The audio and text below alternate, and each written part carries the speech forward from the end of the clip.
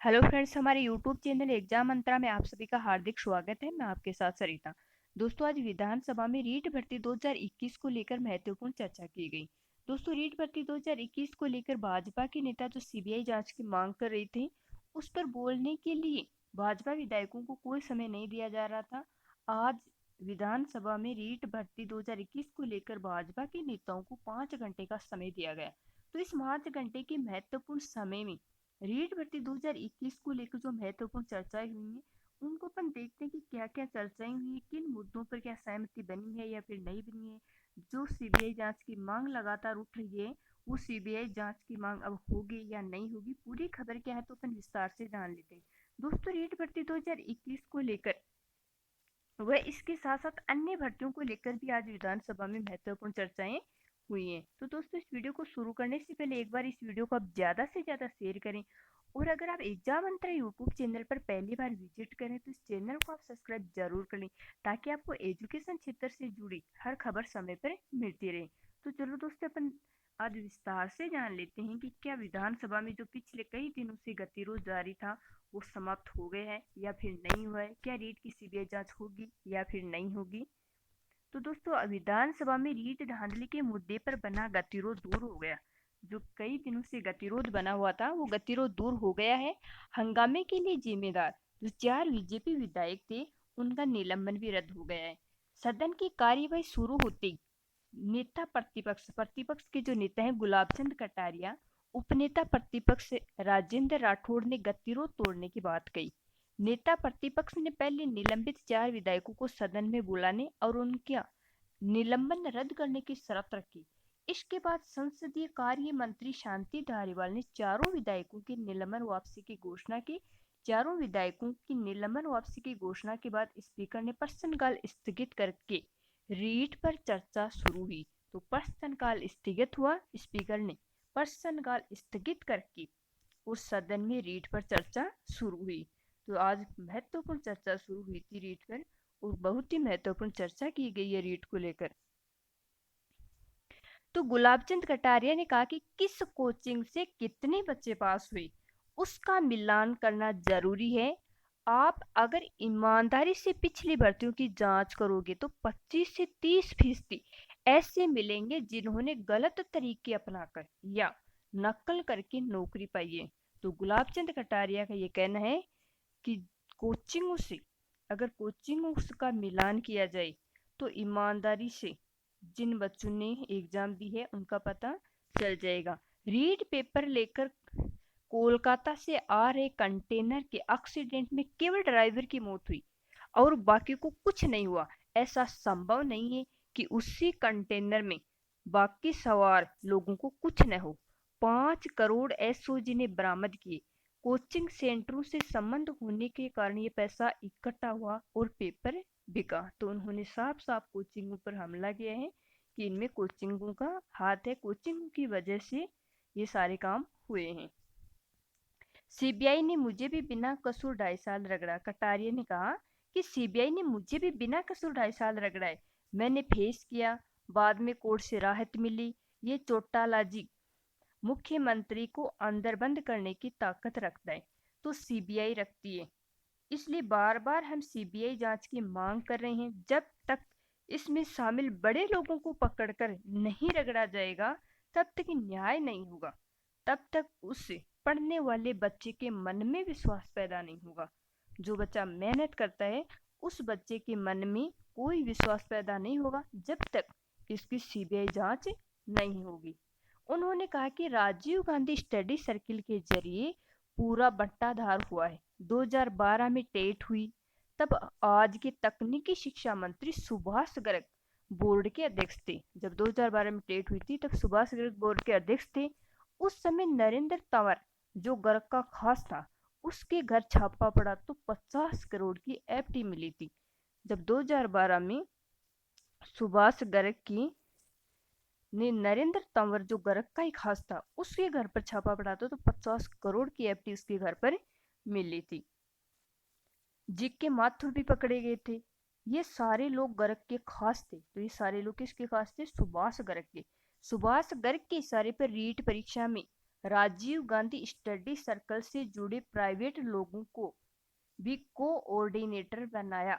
जितने को कोऑर्डिनेटर बने उनमें से कईयों के स्कूल और प्राइवेट स्कूल हैं। रीट पर चर्चा में हिस्सा लेते हुए प्रतिपक्ष राजेंद्र राठौड़ ने कहा कि पहले के शिक्षा मंत्री डोटासरा कहा करते थे कि रीट परीक्षा का नाम गिनीज बुक में दर्ज होगा। गिनीज बुक में होगा। रीट में जितनी चांदी कूटी गई है उसका नाम जरूर गिनीज बुक में दर्ज होगा। जिन परीक्षा केंद्रों को ब्लैकलिस्ट किया वे सफेद कैसे हो गए? 2011 में ब्लैकलिस्टेड कोलकाता की प्रेस को, जो प्रिंटिंग प्रेस थी कोलकाता की, उस प्रिंटिंग प्रेस को क्यों पेपर छापने का काम दिया गया? इस पर बिड्डी कल्ला बोले कि भाजपा राज वाले ही कोऑर्डिनेटर बने थे। रीट धांधली पर सदन में जवाब देते हुए शिक्षा मंत्री बिड्डी कल्ला ने कहा कि नकल गैंग पुरानी समस्या रही है। हम अब नकल रोकने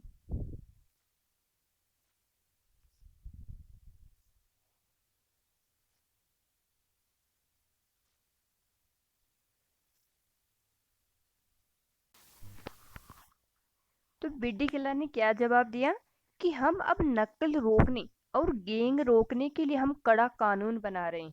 हमने विके व्यास की अध्यक्षता में कमेटी बना दी है। ये कमेटी 45 दिन में रिपोर्ट देगी। हम ऐसा कानून लाएंगे जिसमें नकल करने वाले बचेंगे नहीं। कल्ला ने कहा कि बीजेपी राज में भी प्राइवेट लोगों को समन्वयक बनाए जाते थे। इस परीक्षा में 39 जिला समन्वयक वही थे जो बीजेपी के राज में 2016 में बनाए गए थे। एक दो गलत लोगों की वजह से पूरे बोर्ड को बदनाम नहीं किया जा सकता। एसओजी किसी को बख्शेगी नहीं। मुख्यमंत्री इस मामले में सख्त हैं, किसी को नहीं छोड़ेंगे। जहां जहां ट्रेजरी में जगह नहीं थी वहां दूसरी जगह पेपर रखे गए।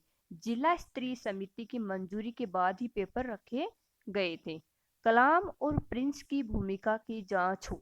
तो राजेंद्र राठौड़ ने कहा कि कलाम और प्रिंस इन दो की जांच हो। राठौड़ ने कहा कि पेपर चोर बहुत ईमानदार था। उसने एक ही पेपर चोरी किया, दूसरे पेपर को हाथ ही नहीं लगाया।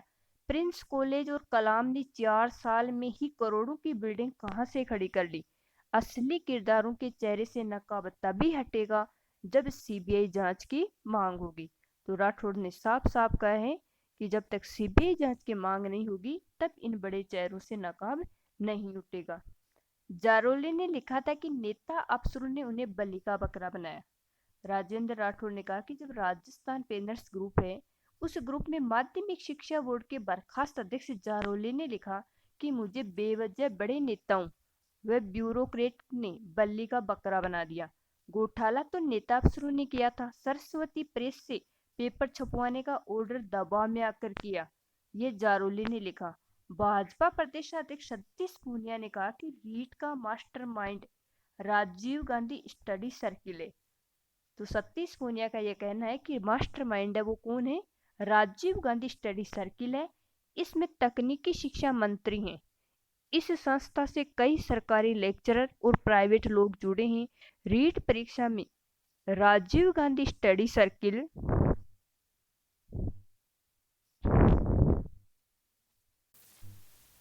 तो राजीव गांधी स्टडी सर्किल को निशाना बनाया गया है।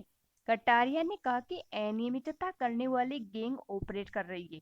इसके कारण सामान्य आदमी भी सोचता है कि मेहनत करके परीक्षा देने वाले बच्चे के रास्ते बंद हो गए। गरीब बच्चा सोचता है कि केवल कोचिंग और पैसा खर्च करने वाला ही अब सिलेक्ट हो सकता है। हम चर्चा को तैयार हैं। धारीवाल बोले, यहाँ अनुशासन नहीं रहेगा तो क्या सदन सब्जी मंडी रहेगा? संसदीय कार्य मंत्री शांति धारीवाल ने कहा कि 4 निलंबित विधायकों का आचरण तो आप देख ही चुके हैं। यहाँ अनुशासन नहीं रहेगा तो क्या सदन फिर सब्जी मंडी रहेगा? एक ही व्यक्ति बार बार अनुशासन का उल्लंघन करे और उसे बार बार वापस ले लिया जाए तो गलत है। अगर वापस ले लिया जाए उसे तो गलत है ये सरासर। सदन की मर्यादा भंग होगी तो बीजेपी के वरिष्ठ आप भी जिम्मेदार होंगे। कल गहलोत अभिभाषण पर बहस का जवाब देंगे। जो भी आज बहस हुई है रीट भर्ती 2021 को लेकर विधानसभा में, उस बहस का जवाब कल देंगे अशोक गहलोत। आज और कल राज्यपाल के अभिभाषण पर सदन में बहस होगी। कल शाम 5 बजे मुख्यमंत्री अशोक गहलोत राज्यपाल के अभिभाषण पर बहस का जवाब देंगे। गहलोत अपने जवाब में रीट को लेकर बीजेपी के उठाए मुद्दे का भी जवाब देंगे। सरकार रीट धांधलियों की सीबीआई जांच करवाने से साफ इनकार कर चुकी है। अब तक अब तक जो भी अभिभाषण पर बहस में किसी भी बीजेपी विधायक ने जो भी कहा है, उस पर जो जवाब दिया जाएगा वो कल 5 बजे अशोक गहलोत के द्वारा दिया जाएगा।